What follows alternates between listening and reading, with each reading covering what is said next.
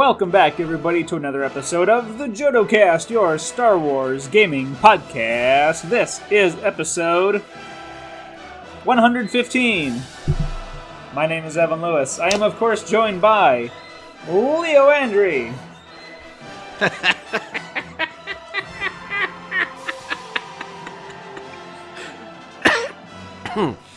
Just laughing at myself over here. I mean, never mind. Carry on, son. Carry on, wayward son. And Joe Latovsky. Hey, we did it. Hey. We made it. We're doing it. We are doing it. It's working. It's working. For people who might just be listening and not using their eyeballs for our purposes at this moment, we're trying to do some video stuff. We'll see how well this goes. Well, if it goes the way we intend, only a handful of people will be seeing this because it'll only be for our patron eyes, so I need to come up with a new intro like I need to every week or every time we record. Maybe I need a different quote from Star Wars every time. If you do not master your rage will become your master. Is that a quote from a movie? Only Sith deal in absolutes. Oh, no! Don't you dare! In any It's funny event, because, weren't you or we the people who, made him realize that? It was only a year ago that line started hurting you. Right? No, I don't know. No, Evan's bitched about that line for years. Oh, I could have sworn that he was like, oh, it's fine. And then we, broke it down some more, and he was like, oh, maybe I'm thinking of someone else. It sounds great. All his lines sound perfect. But then when you think about it, you're like, wait a minute. Let's back this truck up. That doesn't make any sense, bro. But we're not here to talk about Obi-Wan's wise-sounding bullcrap. We're here to talk about how great the patrons are, and that's why they get the privilege of seeing our faces. Because they are just that wonderful. They are some kind of wonderful. Except me, I'm shrouding my face in shadow. In darkness. Because you're terribly mysterious. Come on, that's that's double the beginning. Mystery Men quotes, Leo. Come on now. This is the start of an experiment where, in addition to being able to listen to us live on Discord, the patrons can now watch us live on Discord, and this will be uploaded unedited to our Patreon page if people are weird enough to want to listen to it without editing, but with faces. Right? That's the plan? Did we have a plan? We just sort of turned our cameras on and we'll see where it goes. Isn't that how the kids make their money these days? They just turn the camera on and just do whatever? No, you can't just do whatever. You have to scream at the top of your lungs while doing whatever it is you do. We need some kind of challenge. At least that's what I've... Yes, and call everything you do... Call everything you do a challenge. Even if it's not a challenge. This is not right now I'm doing the sit in my computer chair challenge. That's the name of this episode. The Citadel paint handle challenge. Heyo! Ta-da! Oh man, Joe, his handle's bigger than your handle. But I didn't buy the red handle though. That was $2 extra. I can dock my handles. Whoa, double handle. All right. So patrons. That's good content for the patrons. What such wonderful content for the patrons. This will undoubtedly make people just say, wow, what have I been missing out on this whole time? My life is not complete until I become a patron of the Jodo Cast over at Patreon. I've heard that from a lot of people. / a lot of them end up just dying, but before they get to that point... I mean, if we get to the point where the Make-A-Wish Foundation is like, this kid, he's got like 2 months to live, but he wants to become a patron. I don't think that's in our future, but if it happens, you know what? If I can be a dying kid's wish. Sorry, man. We're too busy. Pay up. You gotta pay up, kid. So, patrons, thank you so much for making this happen. This is your fault. And if you'd like it to be your fault as well, go to jodocast.com and follow the links to go to our Patreon page so you can reinforce this kind of behavior, and then jump over to the Discord channel where you can tell us just how much you loved all of this. All day, every day. Just like playing the guitar in Desperado. Exactly. What are we talking about today? What about today? What are we talking about? What's the topic? Or am I getting ahead of ourselves? Today. You are way ahead. It's gonna be the day that we talk about stuff today. Hey, wait, we didn't. Do we have any Patreon shout-outs? Good question. I have not gotten any new requests for Patreon shout-outs. Well, in that case, I think Handsome Bob deserves a shout-out. Have we given Handsome Bob a shout-out ever? Bob, come here. Now watch, he won't come. Whatever. No, he'll show up eventually. I did. Oh, we did. Okay. Yes, like 2 weeks ago. Okay, let's give Tron a shout out then. Yeah, okay. So is the next cat you get gonna be named Tron Legacy? Maybe. TL. I like that. So shout out to my cat Tron. He's not in here. If you are a patron, I'll shout out your pets. Or your houseplants. Houseplants are the new pets. Houseplants are the new pets. Pets are the new children. That's true. And nobody has kids anymore. Children are the new elderly? Okay, so we're going to make this quick because we are trying to shorten this segment. What you been playing? Joe, you've got 1 minute. Go! Battlefront. And maybe a little bit of Old Republic since last time we recorded. Don't think I've played any tabletop games. Yeah, just Battlefront. I did buy a bunch of new video games on Steam, though, so we'll see. No, I played Fallen Order. Did you say you bought some nude video games? They got a lot of those now. Video games on Steam. I lied. I have been playing Fallen Order. They got rid of the censoring, so you can get those nude video games on Steam now. I started Fallen Order over because I got it on my PC, and I've been making commentary videos of it with my wife since we're stuck at home, and I thought she would like BD1 and the story. Did she? Part 1 is up. She did. Got Spoilers, some more recorded. she liked coming it. Up whenever. And done. Leo, 60 seconds on the clock. What you been playing? Go. I think since the last time we recorded, I did try out Legion on Tabletop Simulator. Ooh, how did that go?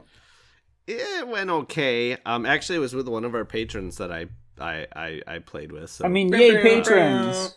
Yeah, so thanks for playing with me, man. It went okay. I mean, there's a lot of nice things in the mod, and I guess it's an okay substitute since I can't play physically right now. But I would never want that to be my primary way of playing. It still is like fiddly as hell, and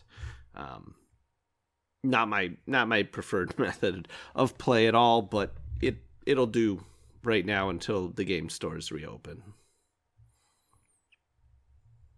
4, 3, 2, 1. Okay, thank you. All right. 60 seconds on the clock. Overtime. Here we go. I've been playing Animal Crossing. That's not Star Wars. It's not Star Wars. Wait. I got Racer. I got Republic Commando. I got Rogue Squadron. And KOTOR 1, KOTOR 2. Did you buy them on GOG or Steam? Yes, I got them on GOG. Thanks for not sucking like some people I know. Actually, the reason that I got it is because Good Old Games versions have been tweaked to function correctly on new systems, and Steam still isn't, right? I don't know. I think they've at some point they've released some patches. Did they? On the Steam versions too? They don't seem compatible across versions though, because I remember the one time we were like, let's play Empire at War together. Like, no, you had it on, which was stupid. You can't Battlefront with the new update to the Battlefront 1 stuff now, though. You can play Battlefront 1 multiplayer across versions between Steam and Good Old Games. Dipping back into those old ones. So far, I've only done one race as Anakin, and I won! Yeah! That's not very Anakin-like. Anakin only ever won one pod race in his entire life. And then he retired champion. I mean, that's how you do. You win and you retire. Well, I've got my N64 right over there with a Episode 1 Racer cartridge. I think I have it on N64. So... I own it. I have it. I have a large collection of weird tabletop games, which is kind of the focus of my Star Wars gaming collection. But I have like a little stack of Star Wars video games that I don't have the consoles to play, like Bounty Hunter on PS2, and I've got a couple of N64 games, and I don't know if I might have a couple like DS games or Game Boy games or something. Oof, those are awful. Just because I see them at the used bookstore, I'm like, oh, it's like $5, and we've got like $150 in store credit that we're never going to get through. So let's grab another one. Oh yeah, that Obi-Wan like Clone. Oh yeah, I've got Obi-Wan on Xbox. No, that Clone Wars game you got for me for the Game Boy, for the DS, that you picked up and shipped to me.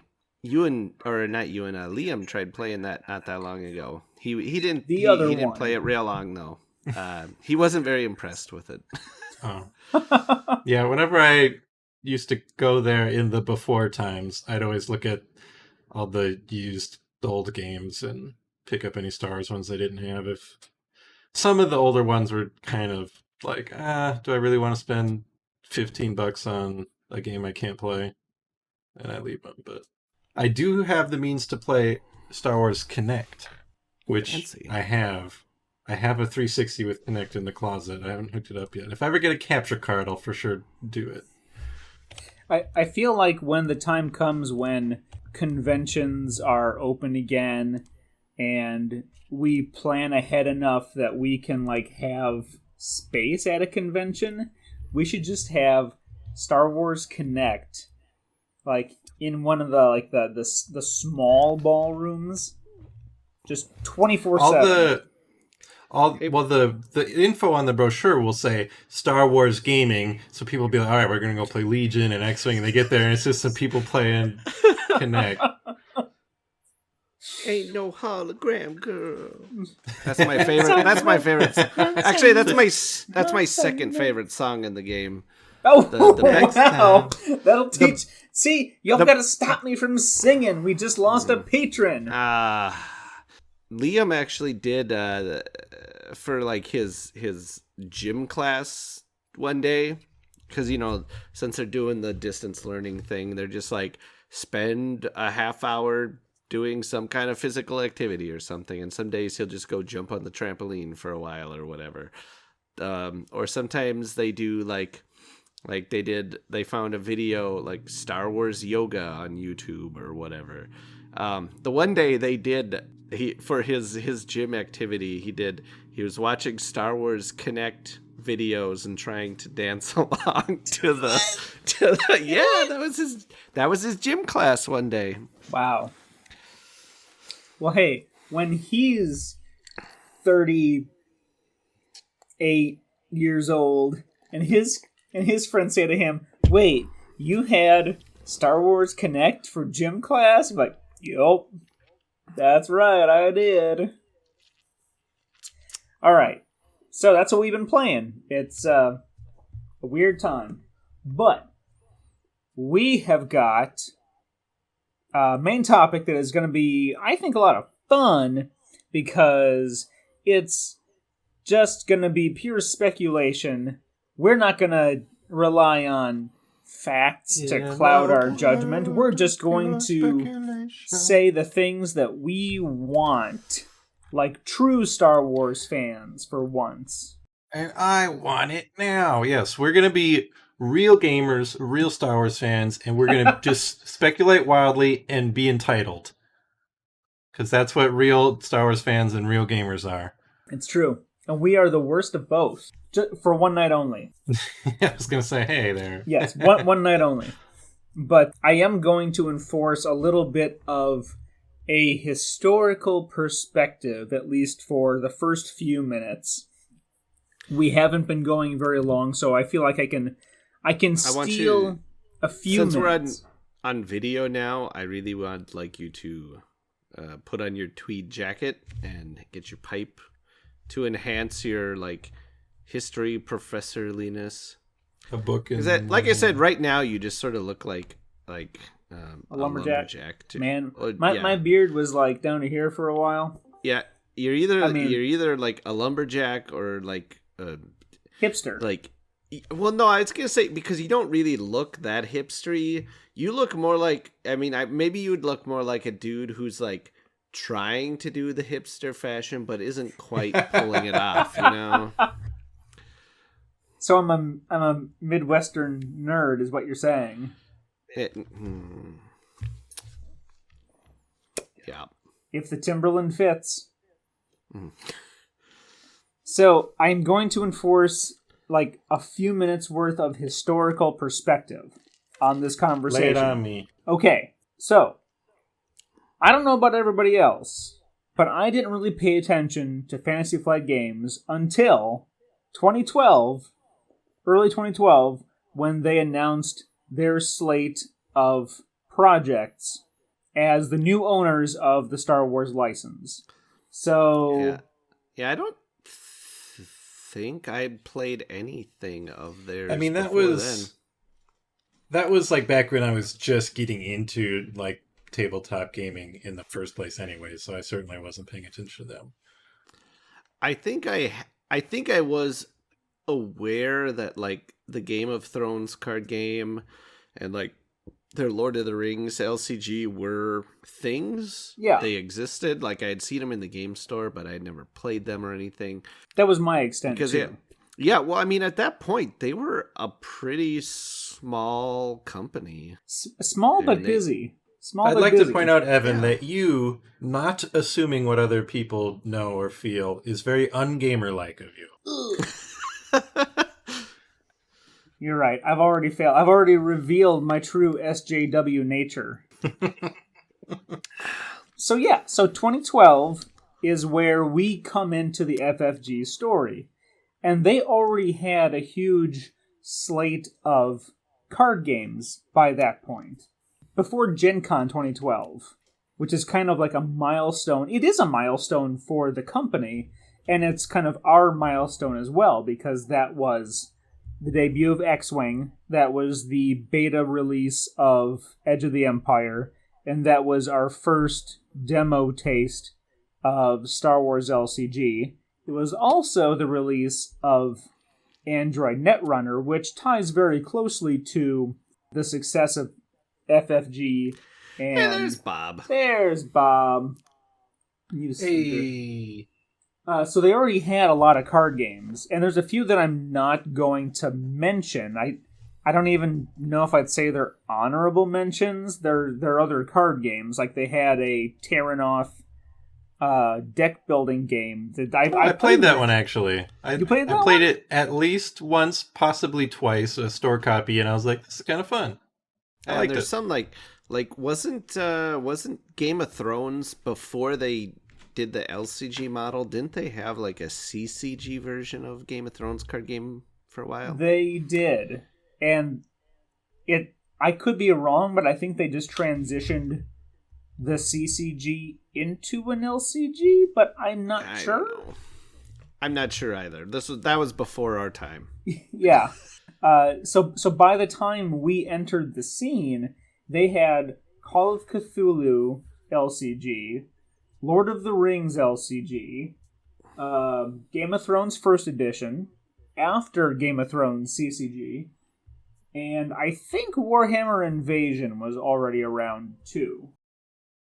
Oh yeah, that game that died. I still have a promo card from one of the worlds that I couldn't ever sell. It's like, anyone want? It was from like the year they announced the game died, and everyone was running around worlds, be like, "Hey, you want this card? I don't want it. Get it out of my hands." So, and I'm going to try to make this quick, but I just want to give a lens through which we can better do our guessing. So 2012 Gen Con, we got Android Netrunner, Star Wars the card game, and then not in 2012, but in the years that followed, the Call of Cthulhu living card game ended, which was a competitive one, and each player was a different faction within the Call of Cthulhu mythos. So they killed that and then brought out the Arkham Horror card game, which is cooperative and I think in generally better received. And then Warhammer, which was Warhammer Invasion, was fantasy. They killed that and brought out Warhammer 40k Conquest, and that's the one that I know people really love. That's the one I have the card for. Yeah, because I probably have the same card. Because Jay, previously from Knights of Ren podcast, he really loved 40k Conquest. And yeah, I think that year that we were all at Worlds together, that was the year that was when they announced that Conquest was ending, or that was like the last. That was the last Worlds one for Conquest. Yeah, and so then from I think it's fair to say 2017 and on is where things really started to change. So 40k Conquest ended because the contract with Games Workshop ended. Star Wars Destiny started. Game of Thrones got a second edition. Netrunner got a revised core set. Legend of the Five Rings started. Star Wars LCG eventually ended. It was like the little engine that barely stayed alive on life support. We all thought it was going to die any second, but it stayed alive somehow. Yeah, we had been predicting that game's death, or at least I had been from like just months after it had come out. Like I think we were only partway through the cycle? That first force pack cycle, and I was like, man, nobody's buying and playing this game. This game is dead. Yeah. But they kept putting it out. Yeah. And that was Keyforge the newest game that they've released? Yes. So Keyforge started at Gen Con 2018 that we went to. I thought this Arkham Horror game was brand new. That could be it. Or the Lord of the Rings one. How long has that been? Oh God, that's their longest running. That's their longest running LCG of them all. I've never even seen it on a shelf. What, right Arkham Horror? On my Lord of the Rings. The Lord of the Rings. It's right there on my shelf. So then, so Keyforge started in 2018. Do you see it? Sure. I see an Arkham Horror. I believe you. It's half covered up by that stack of other boxes. See that big white box there? Yes. It's behind the big white box. Okay. Oh. And then Star Wars Destiny ended. So within the same time span as all this world-shaking stuff happened, it started and it ended. So right now, they've got Arkham Horror, the card game, cooperative. Arkham Horror. Lord of the Rings, the same version of Lord of the Rings, cooperative. Legend of the Five Rings, competitive. Game of Thrones 2nd Edition, competitive. Those are all living card games. And then Keyforge, unique card game. Right. Somewhere in between collectible and whatever. Competitive. So they got 3 competitive card games, 2 cooperative card games. They've sort of gone through the cycle of making everything a competitive card game. Because as we've talked about in the past, at Gen Con 2012... Oh, but you forgot one. Which one did I forget? Marvel Champions. No, because that was one of the... Rebellion and Empire? Is that what you're going to say? Oh. No, the Marvel Champions. Oh, okay. Yes, you're right. That's their newest, biggest one. Yes, the newest, biggest one that I completely forgot about because it's another cooperative one. Okay, so we can say they've got... So they actually have 3 co-op and 3 competitive, most of which are still LCGs. So the question is, now we get to the wild speculation, but now we have history that we can reflect upon. They're going to have a new card game where each card has an RFID tag, and you can stand your action figure on it, and it'll speak depending on what the card is. You know what? 5 years ago, I would have said, yep, probably. So where we're going with this is... if you missed the episodes where we talked about this or you missed the news elsewhere, back a couple months ago at the Gamma conference, Steve Horvath, right? Is that his name? Yeah. Okay. Yeah. Steve Horvath was doing an interview, and he mentioned that they do, in fact, have a new Star Wars card game in the works. So Destiny is ended. Supposedly the new set's coming out, or this final set's coming out, although with everything that's been going on with production and things in China, I know there's a lot of people who are wondering if the set will ever actually see the light of day or not. Or I should say not this final set, but the one that they're giving, the one after this that was going to be given out as like prizes at Worlds and things like that. Oh, okay. Yeah. Sorry, I think that's the set that people are like, I don't know if we're ever actually going to see that anymore at this point. So who knows? But anyways, at any rate, Destiny's dead. Steve Horvath said, but that's not the end of card games for Star Wars. We have something new that we're working on, and that's where he left it. So that's kind of what we wanted to talk about tonight is what do we hope? What do we think? Whatever. Speculate card game. Come on.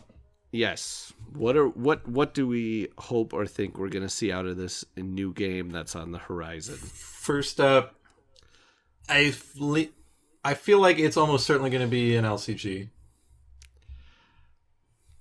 Yeah, especially since the last one was a collectible card game, and it did its thing. I feel like it'll be a cooperative game because that's what the new Marvel one is, and that's what Arkham is, and Arkham is super well received. So I feel like there'll be something along those lines. And that's what I would want most out of a new card game is something cooperative. I don't want another competitive game that because I'll get it, and then if it's competitive, I'll be like, well, I better try and go to these events, and then I don't know if I don't want that. Even though they'll force me to go if they make a competitive game. I'll be sitting there at the World Championship table going, fine, I guess. Yeah, I don't know. I kind of agree. Like, I think this, especially in light of the fact that early in its development, the Star Wars LCG was in fact a cooperative game. but at some point there was like a directive or whatever from higher up that said, no, we want this to be probably from EA. Is Chewbacca in it?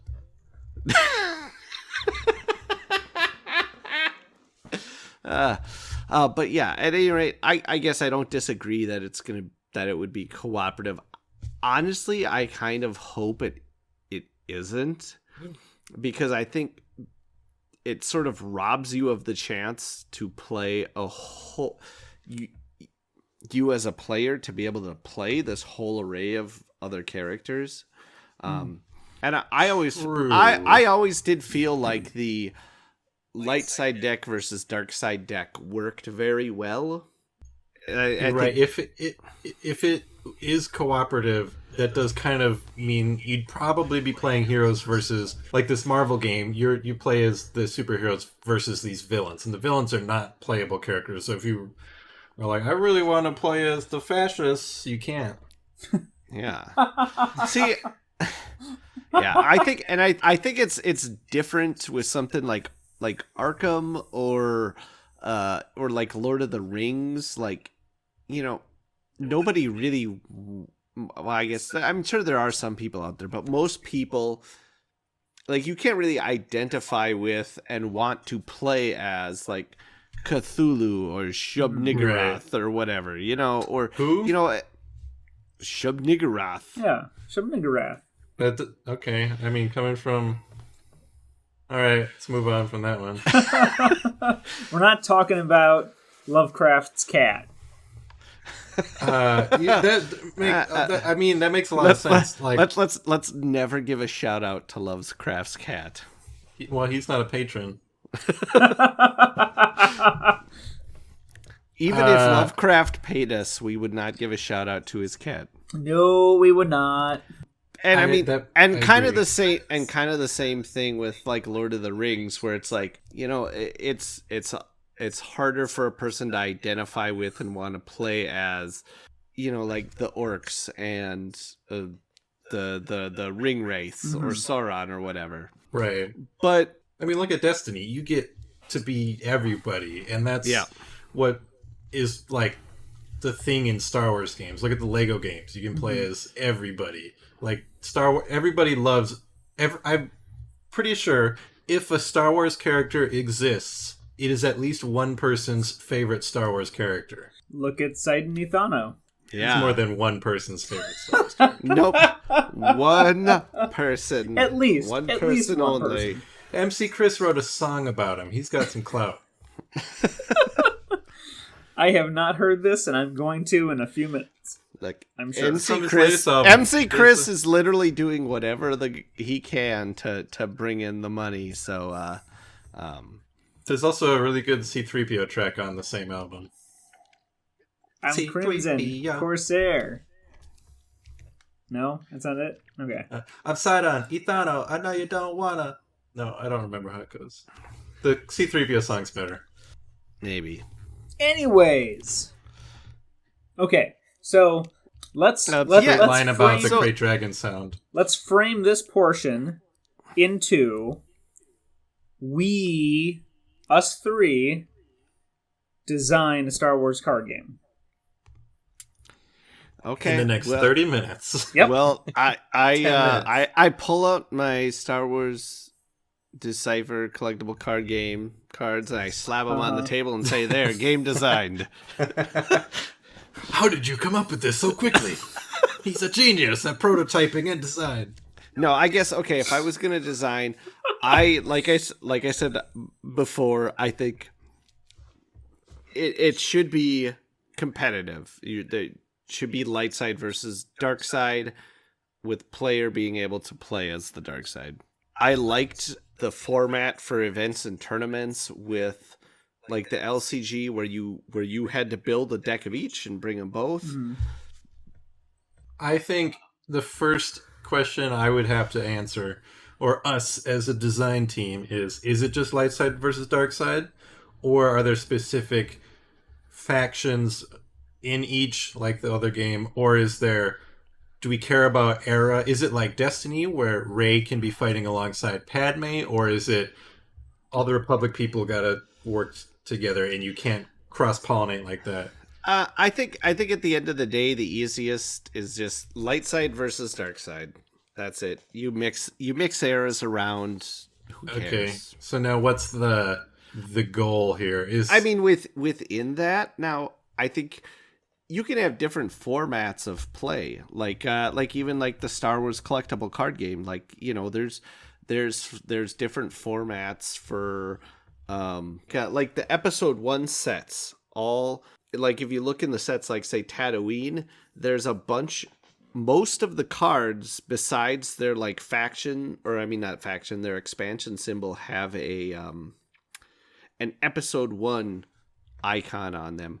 But a few of the cards, like some of like say like some Jawas or whatever like that, some of those guys don't have an episode 1 icon on them.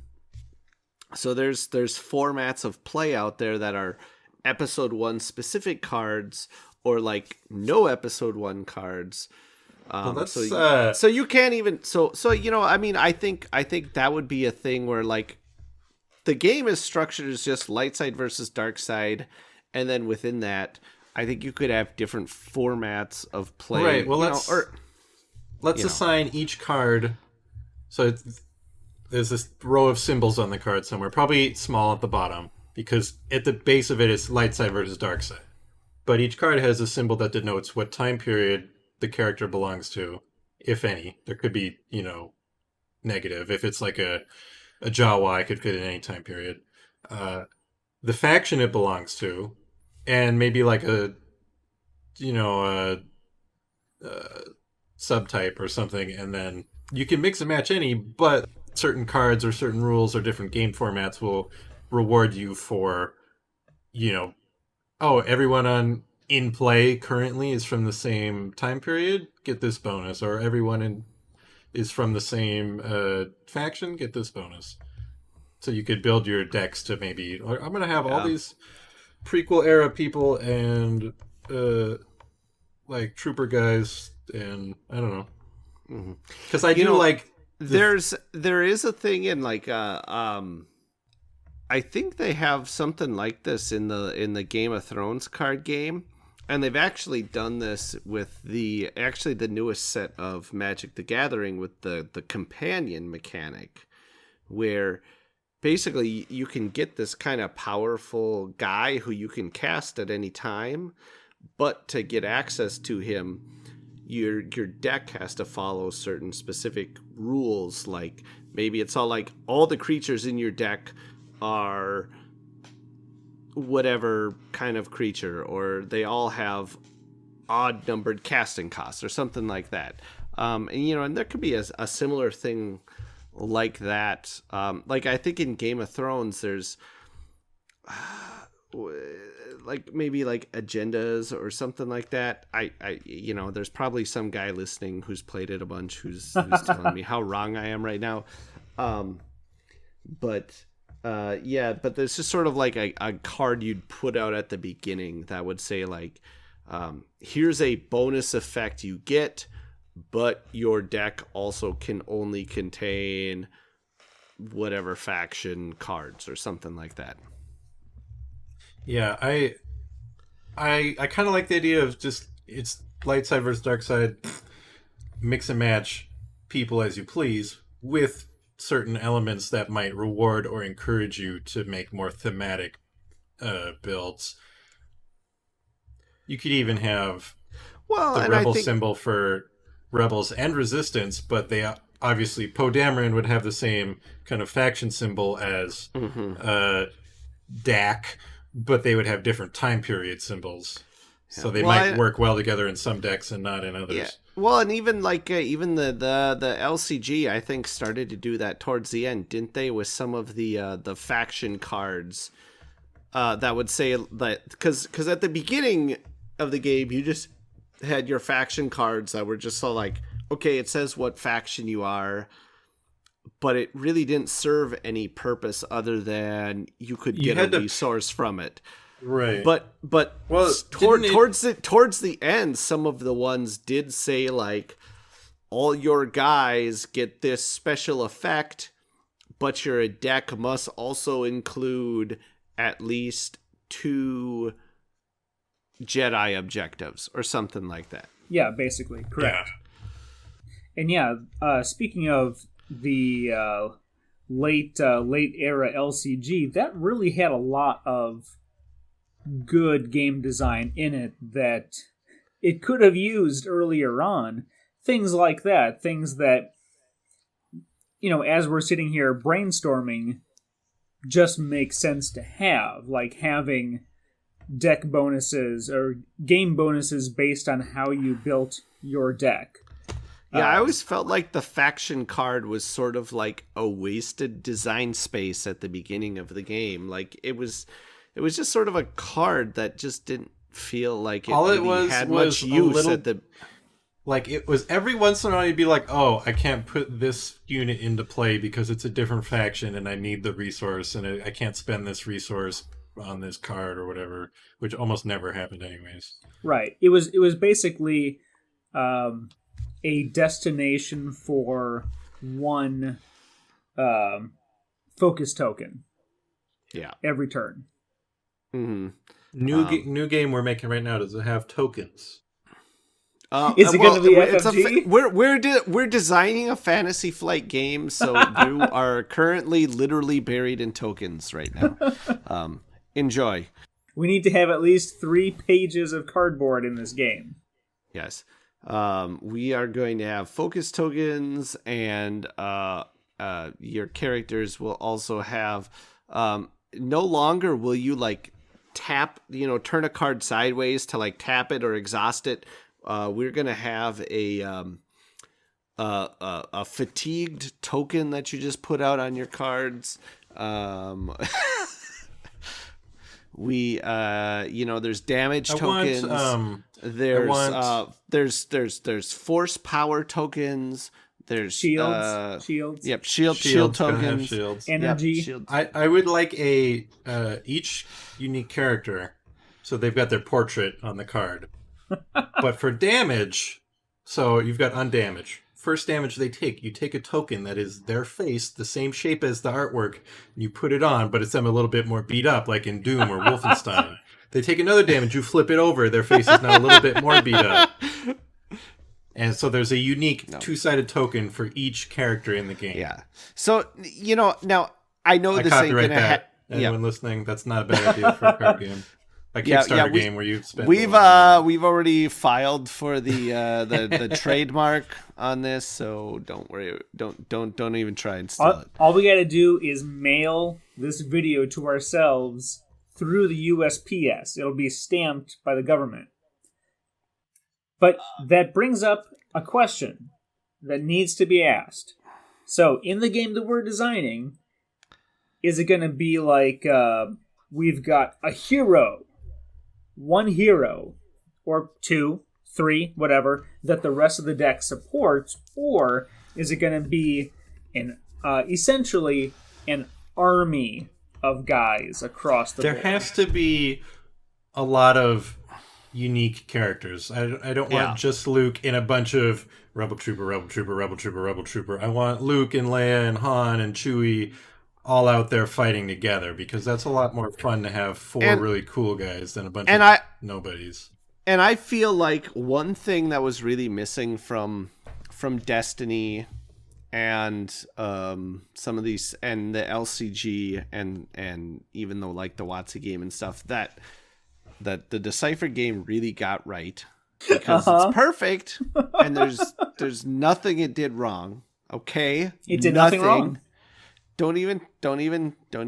I'm gonna make you that shirt. Decipher did nothing wrong. Yep. Okay. I don't like that at all. Just, it implies that they did do something wrong. They did. I will buy. I suppose they did. I will buy like 20 copies, so that way I can wear one every day for like a month. 20 days. For 20 days. No, I mean I wash laundry more than once every 20 days. So. True. So 20 copies should be enough for me to just continuously wear this shirt. Anyways, is the battle over the locations is that's one of the very cool things about the game is you deploy all these locations out in the center of the table, and then both players use these locations, and you deploy your characters at the locations, and they fight over the locations to gain control. And if you can control a location, you can then use that to force strain your opponent and take away part of their life force. And I thought that struggle over these different iconic locations is a very cool mechanic, and I liked it a lot. And when they added missions into the LCG, where you could then deploy a mission into like the objective zone of your opponent, and give you something to fight over. I mean, the objectives in the LCG sort of were like that, but they were very. But they didn't. But they just always abstract ideas, like. Yeah, exactly. They were just sort of like a thing you fought over. You didn't have an attachment to them, like when you were like, oh, my Darth Vader is fighting your Obi-Wan at the Mos Eisley Cantina. Right.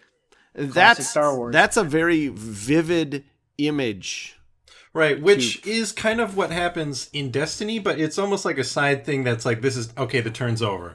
I'm just going to touch this card. It's not like in the CCG where you move them there, and they're there, and then they go somewhere else. It's not the same, but it's something I really, really like about Doomtown, because it really captures the feel of like the Wild West.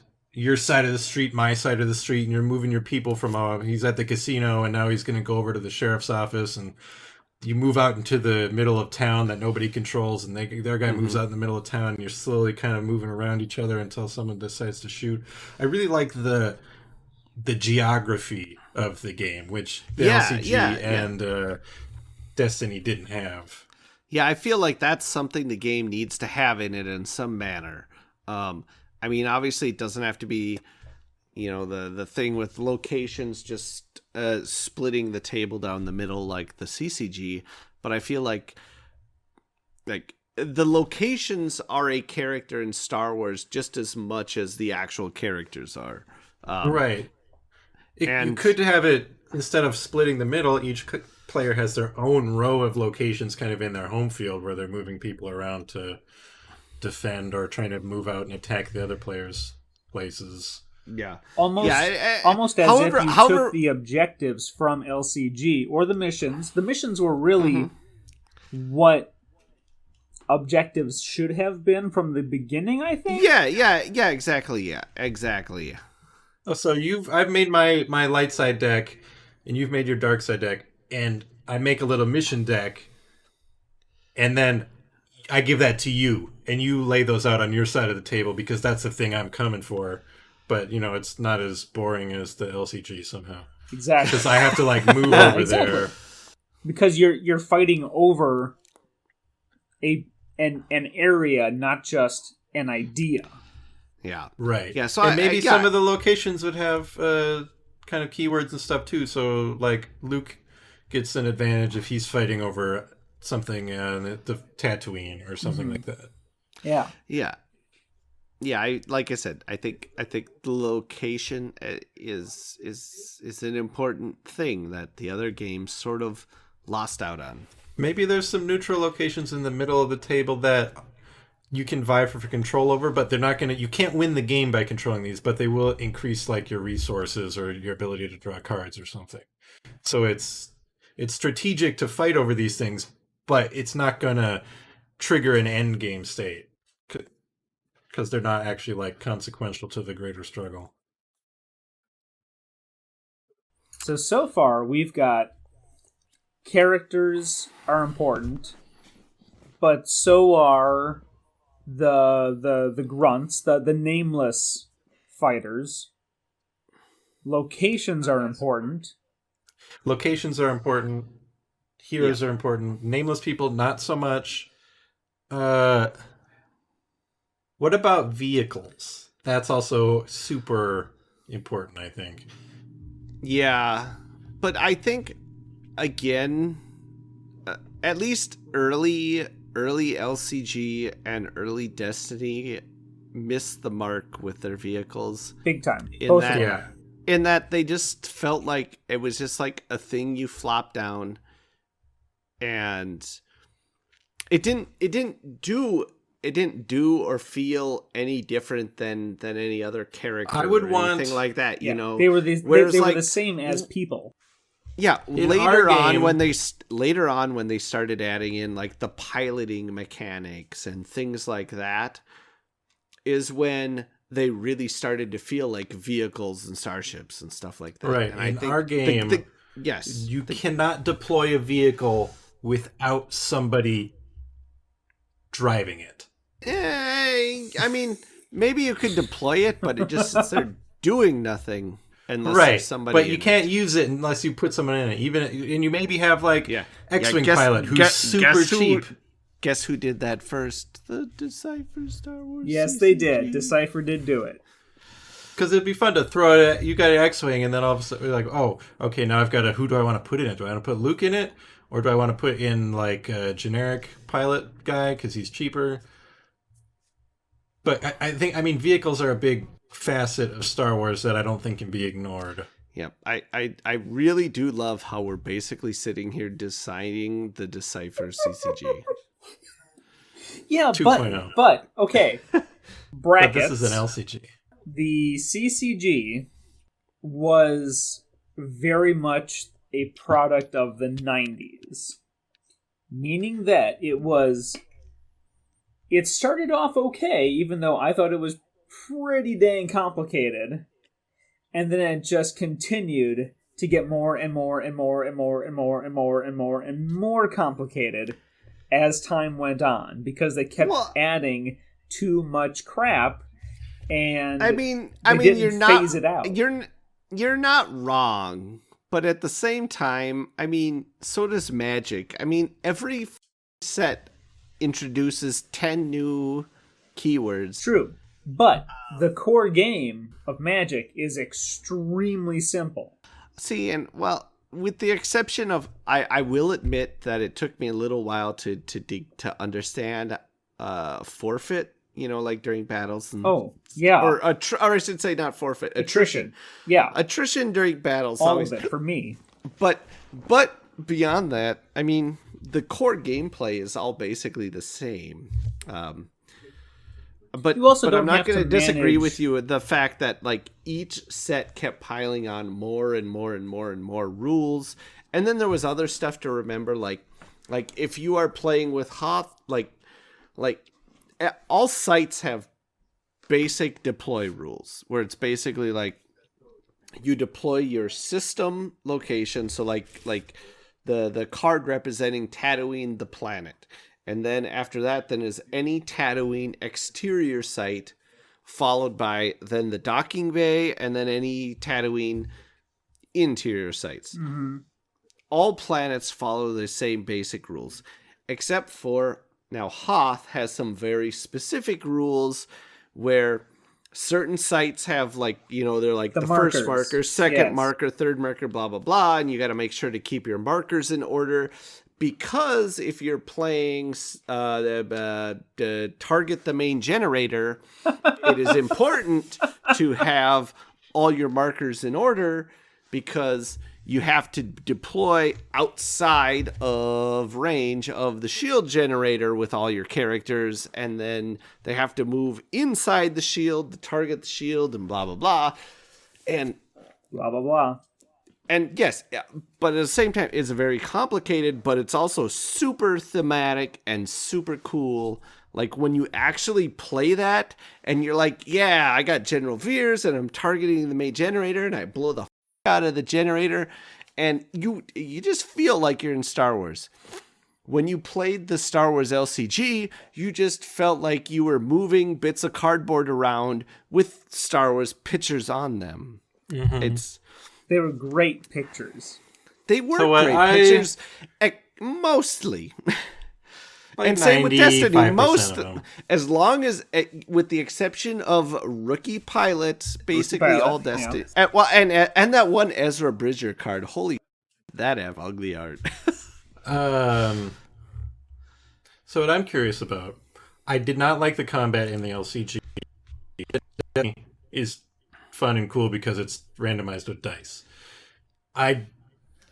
The only other card game right now that I have as like a reference point is Doomtown, because that's the only other competitive card game I've played a lot of, and it's on the complicated side, but it's so fun. And the way the combat works in that game is when your guys are having a shootout, you basically are just pulling cards off your deck to make a poker hand, which obviously doesn't work in Star Wars unless you have some kind of sabacc rules, which could actually sort of work, because it would be far simpler than poker, because poker there's a lot more cards and a lot different hands. And in Doomtown, if I manage to pull, and that's something you have to consider when making your deck in Doomtown. Okay, if I have a lot of these cards, I can have 4 of the same card, but that means I'm more likely to have a cheat in hand, and you can get punished for cheating, and I got to make sure I can make good poker hands. So you pull cards off your deck and see if you can make a better poker hand. And for each rank better yours is than your opponent's, that's how much damage they take. And I like that first because it's tense and it's poker, which is very thematic. But I like that the damage, unlike in the LCG, you just look and you're like, I have this symbol, you have that much health, take that much damage. Good day, sir. I like the kind of the variability of it, the uncertainty, and like the tension of trying to pull the right cards. So you could have some kind of sabacc thing where you pull cards off the top of your deck and you're seeing who gets closest to 0, and the more powerful your character, the more they manipulate the number you drew. So I pulled a -1 and a -6, and I'm at -7. But my character says add or subtract 4 to your final number. Whereas, like, Luke might do that, whereas, like, Stormtrooper has no modifier to that. So once again, to pull this back around to the Star Wars LCG or Star Wars CCG, which, by the way, this December will be the game's 25th anniversary, I'd like to mention. Which is why I've been tweeting about the game a bit lately, and maybe even we'll have some videos about the game later. We'll see how ambitious I get. But yeah, it's a game. Can you throw a little birthday party for it? Make a cake and. I mean, it came out like basically when school started, didn't it? In '95. Yeah, pretty much. Because I believe it came out in like November, December, if I remember right. It came out very near the end of the year. Was it near the end? This fall will be the game's 25th anniversary. I remember. But anyways, yeah. Well, hey, it's my turn to tell a story. Oh, I'm sorry. No. You don't get to talk. You talk at the beginning of the show, and then you shut up. No. I mean, honestly, in the middle you go. What a good host should do. Hey, it's shut up, phone. I only vividly recall that because I started at a new school in 8th grade, and my friends gave me a whole bunch of their extra Star Trek CCG, Star Trek Next Generation CCG cards. And then Star Wars was coming out immediately thereafter, and there was a lot of visual similarities between Star Trek and Star Wars CCGs.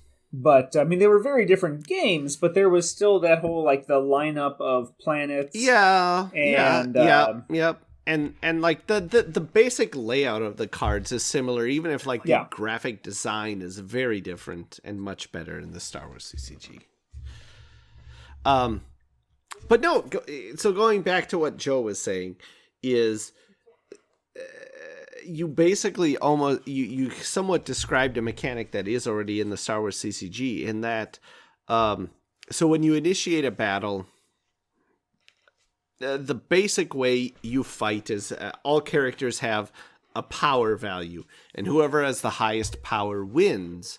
But most characters also have a like a force value as well, and as long as your total ability, which is basically measures how strong they are in the force, and as long as you're over a value of 4, if I remember right, you draw a destiny, which is basically you draw the top card off your deck, and then there's a destiny number on every card, and then you add that number to your total power. So even though you might have a lower power at the site where you're battling, if you get a good destiny draw, you can still win.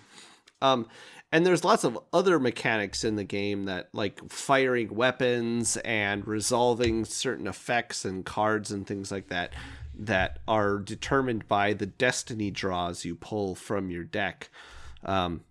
And there's also a kind of an interesting mechanic when it comes to building your deck, because the more powerful a character is, the lower their destiny tends to be. Like a lot of like the really powerful named characters, because they're less swingy.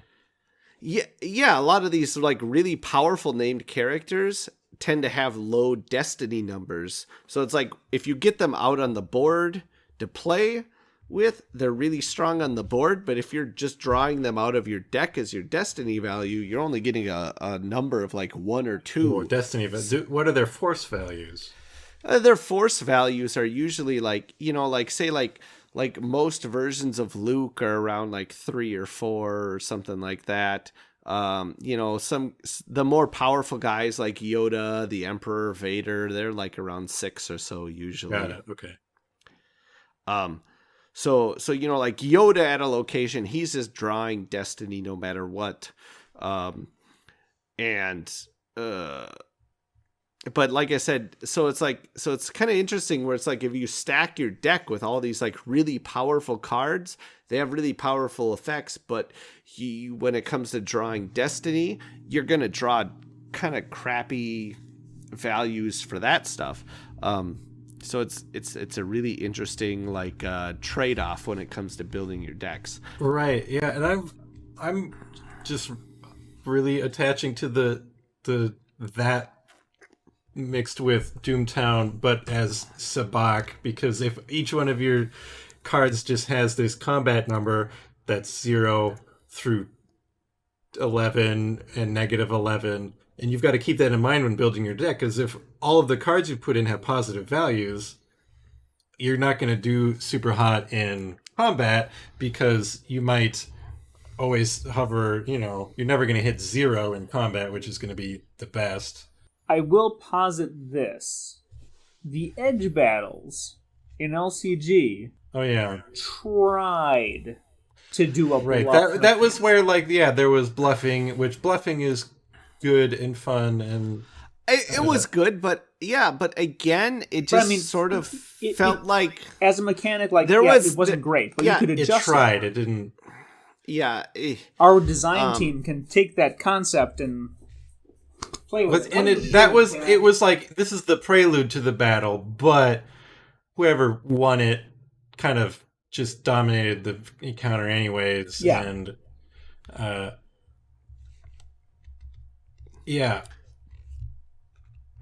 but yeah, that's I would want the combat to be more. I don't know how it goes in other popular games, but I like the kind of the random chance, especially if that random chance is dependent on how much thought you put into building your deck around that.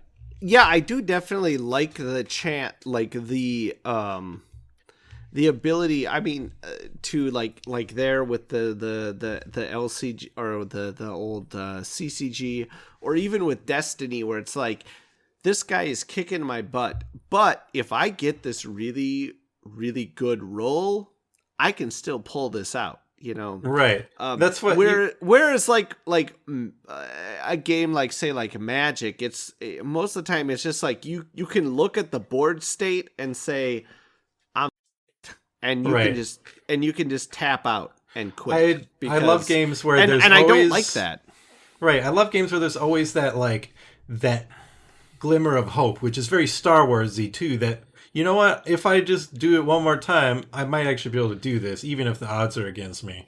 Mm-hmm. And another thing about Doomtown is, because it's making poker hands for combat, you can put jokers in your deck, and these are cards that have no use in gameplay outside of combat. So there's essentially a dead card in your hand for all other purposes until you're in combat, which is an interesting choice because you only get 52 cards to build your deck, and now you've chosen that this one isn't even going to like do me any good most of the time. But the idea of incorporating like destiny, fate, luck is, like you said, it's very Star Warsy.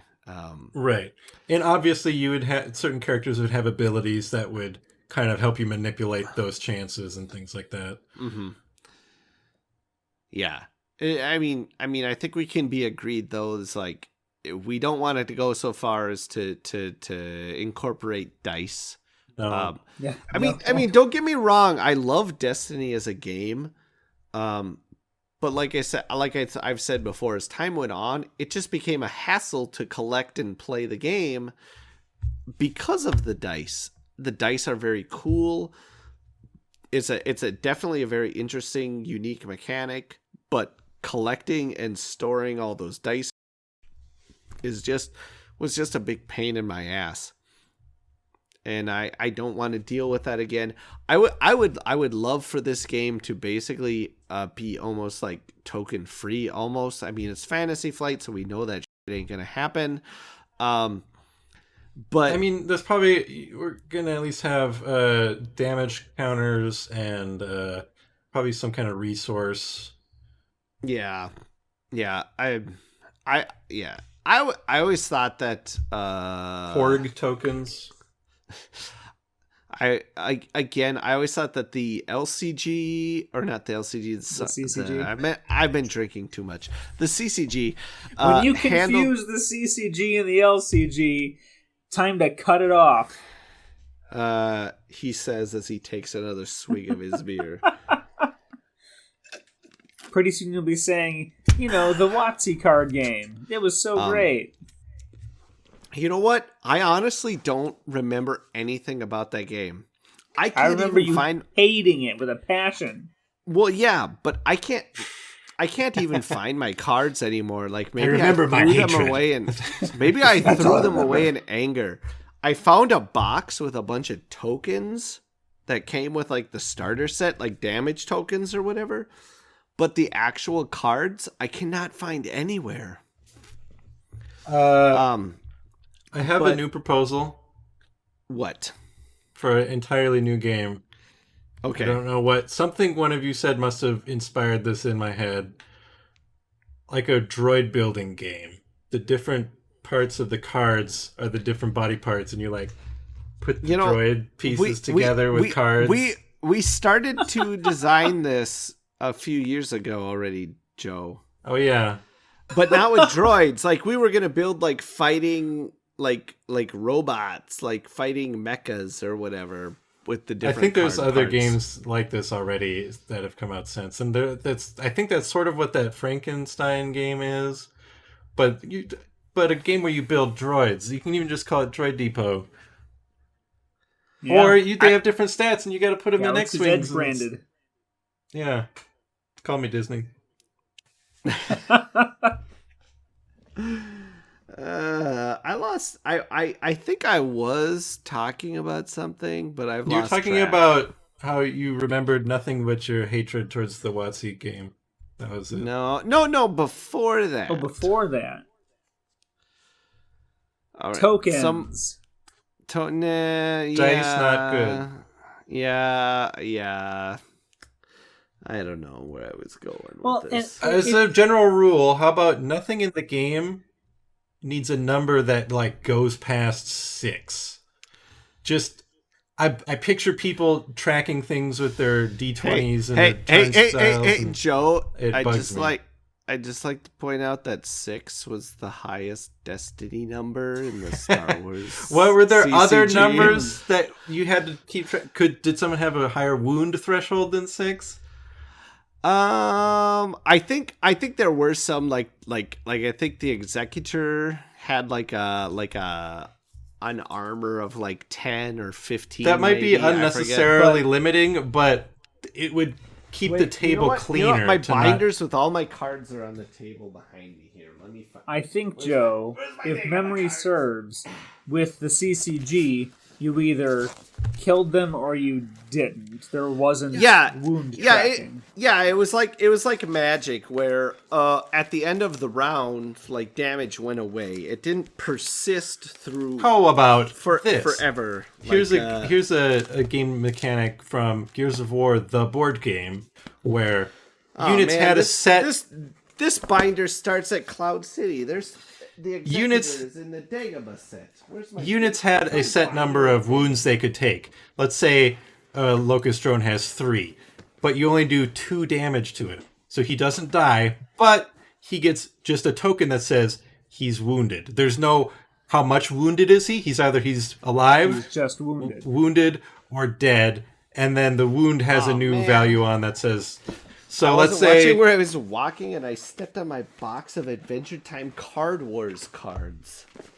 So you've got a unit, and after the combat, that unit, they might be perfectly untouched, or they might be dead, or if they suffered any number of damage that was non-lethal, they get a wounded condition, and maybe on their card they have certain abilities that turn off when they're wounded. So, for the record, the Executor, at least in the Dagobah set, has an armor of 12. Oh. There was also a version of the Executor in the Death Star 2 set, but I don't have that card, so I could not tell you what armor was in that version. We scrapped this all idea again, but by the way, I do really like the alive, wounded, no matter what number of damage they take if it's not lethal.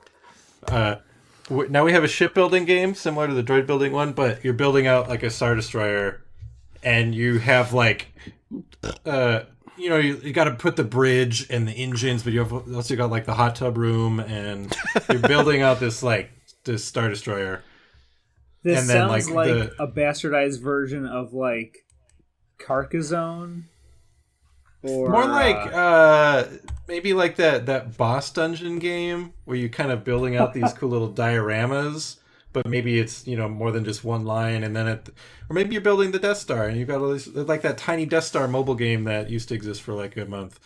You're building out like this Imperial base, and at the end you're scored. The score is like Vader's approval. He comes to inspect it, and like.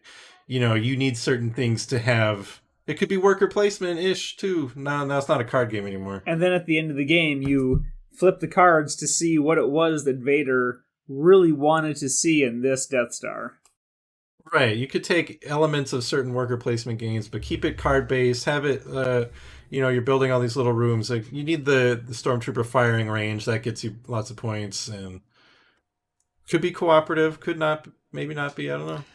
You've got to deal with rebel raids. You might get a random event that says, okay, like in Galaxy Trucker, they hit this coordinate. Go like go 3 over from the top and 2 down. This room is destroyed or damaged or something. Do you think a deck builder could work with the Star Wars theme? Yes, if you're recruiting rebel forces. But that's the only theme I could think. Because I love deck builders. Like one of my pleasures in life is to build a super efficient engine when I'm playing deck builders.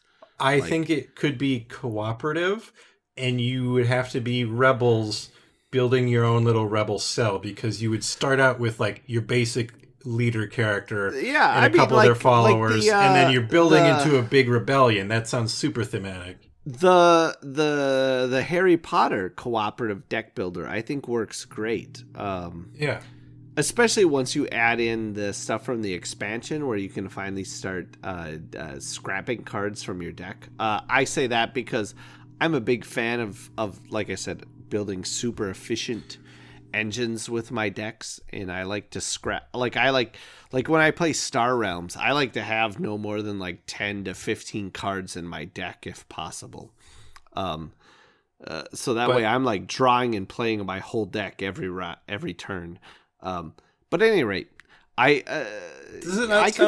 could see a Harry Potter-ish co-op deck builder working with Star Wars for sure. It sounds super thematic to be building a rebellion from nothing, and then by the end of the game, you've got, you've started with your base ship and your leader and a couple ragtag people, and by the end of the game, you've got a Montgomery cruiser and a fleet, and maybe throughout the game, you're dealing with spies and traitors. Yeah, definitely. I think, again, to call back to the Harry Potter game where they've got the villain deck where you fight, you have to fight and defeat whatever villains are face up. And once you defeat them, then you flip over more. And each turn they have effects that affect all the players and might damage them or make them discard cards or whatever, depending on the particular villain, I think. And it would work well cooperatively, I think. So there we go. Not counting the Imperial Base Builder Simulator or the Droid Builder, we've got 2 perfect, ready to go Star Wars card games designed for you, FFG. Right? Hire us. Hey, they should have hired us. We can knock these games out. I mean, when Alex Davey applied for his job at Fantasy Flight, he wasn't even applying for a game design job. He was applying for some office worker job or something. I don't even remember what it was, but they were just sort of hey, what would you do if you were designing this game? And he was like, I do this thing. And they were like, cool, make it. They're like, he's the one. Yeah, I forget the exact details of the story, and I'm getting kind of drunk by this point in the episode. Anyway, by this point, oh wow, okay. But yeah, he wasn't applying for a game design job when he started at Fantasy Flight. So he was just drunk on a podcast saying, "Hire me." Yeah. Hey, you know what? Steve Horvath sometimes retweets our stuff. He could does. be listening to this right now, and he could be like, Steve, these guys are geniuses. Okay, when we post this episode on Twitter, make sure to tag Steve and tag Steve and then hashtag hire us. That's the title of the episode. Dear Steve. Dear Steve. Do you think hire that us, Steve? Do they call him Steve, or is he Mr. Horvath? He's at Asmodee. Your Excellency, or some variant of that. The title of this episode is going to be JodoCast 115. Attention, Steve Horvath.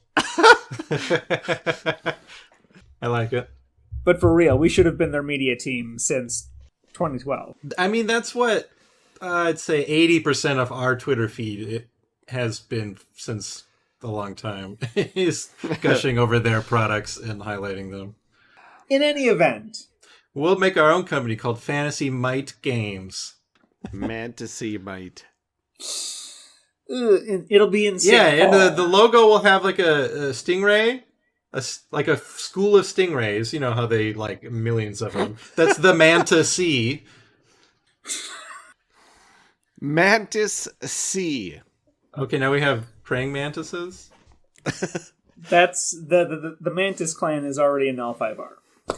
All right, so we've been going for a bit now. We're approximately an hour 20 into this, so bracket this conversation now. Realistically speaking, not just magical Christmas land, what do we want?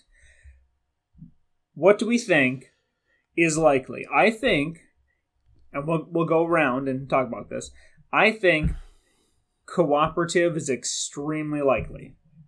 I think their biggest successes have been Lord of the Rings, Arkham, and I think the Marvel game is pretty popular. And Marvel, yeah. And they've already got Game of Thrones, L5R, and Keyforge for competitive. And they already did competitive Star Wars twice. So I think cooperative is likely, and I think that would having be my character-focused decks is what they will do. Oh, much like the Marvel game where, like, get the Steve Rogers deck. And Arkham, where you buy the little... Okay. All right, I could see that. That makes sense, especially since it's a model they've been using with their two newest, biggest babies. As long as it's easy entry and cooperative, I think that's kind of my two big things, because right now I'm, like, sitting at home and I can only play games with my wife, so we really like cooperative games. She really liked Destiny, but a cooperative game would be better. And I would never even think about asking her to play the LCG. I wouldn't do that to her. Well, and speaking of cooperative, my fiance loves playing Descent versus the app, and Lord of the Rings versus the app. She doesn't even want to touch, like, me versus a team of people. She just wants to do us versus the app. And I think us versus the app could also be a thing. True. But that's not something that... I don't think that's anything that's going away anytime soon in the industry, especially with Fantasy Flight. Yeah. Especially if you got a Star Wars license and you can throw in those sound effects and stuff.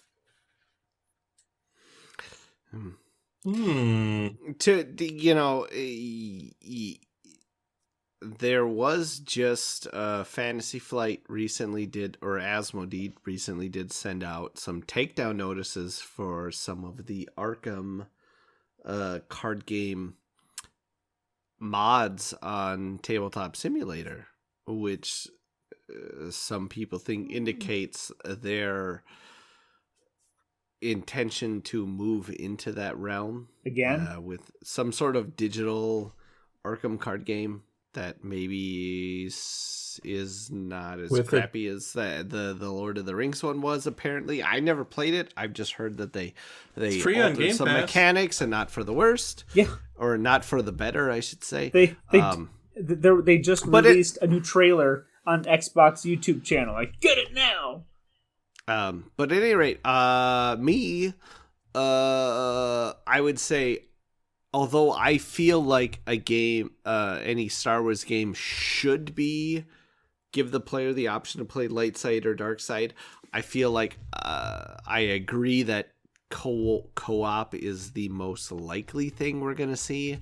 So it's going to lock players into the light side, and then some sort of like dark side enemy deck or whatever. I don't know. I do hope though that I would like to see more of a competitive versus cooperative. But I think if we had a cooperative, I would be okay with that as well. I mean, we've got a whole pile of different competitive Star Wars card games that I can play if that's what I really want to play. Are there any cooperative Star Wars card games? I'm gonna say no. Empire versus Rebellion? Nope, that's what about that? No, that one Rebels card game thing. Oh yeah, Rebel Missions. Yeah, and it's got the little thing you put the code in. I don't know if that counts as a card game. You know what I want? My final wish is that they just reboot the Clash of the Lightsabers card game from, I think it was Milton Bradley, from 1999. There's so much potential with that game. Yeah, we even have a video of me and Chris playing it on YouTube. It's just a Qui-Gon versus Maul card game with cards, and it's so good. It's like it's got a lot of push and pull, and you could have unique decks for every lightsaber wielding character instead of just Maul versus Qui-Gon. Every person who has a melee fight ability could get their own deck, and with unique cards. And you could even have tournaments. But it would be really casual because you can't edit your deck. It says, I've got the Mace Windu deck. What are you playing today? I've got the Kylo Ren deck. Give it to me. Such an underrated game that could be so much more. There we go. That's what I have to say. Steve. We're going to end it right there, wherever there happened to be in the midst of all this. So thank you, everyone, for joining us tonight. Thank you, Joe, whom I can see. Thank you, Leo, whom I can see. Thank you, patrons, for making this, whatever this was, happen. And we'll see if this becomes a reoccurring thing. But I'd like it to be a reoccurring thing. And thank you all. Stay in, stay safe, play card games, whichever ones they happen to be. I mean, unless they're that Jedi Knights card game. You know what? Good night.